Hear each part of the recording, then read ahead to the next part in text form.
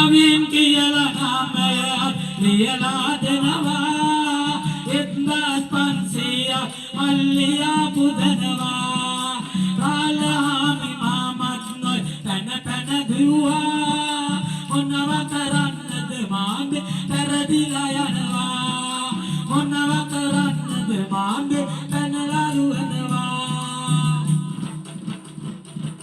රාලහාමි මාමත් අද පැනලා දුවනවා අර පැත්තට වීලා මාමා පසු වෙනවා සවින් ඉතින් අද දිනයේදී ගේමට එනවා ඔයාගේ නාමෙට එනම් පැතුම ලැබෙනවා හොඳයි 1500කින් සවින් වැඩි කරනකොට රසිකලා චින්තලා රාලහාමි මාමලා කවුරුත් නෑ වගේ මොකද කියන්නේ අපි එන ඉක්මනට ගණන් කරලා දෙමු දෝනේ 3යි සවිනාට එනයිතිය එකයි කියති අන්න වෙනස් වෙනවා අයිතිය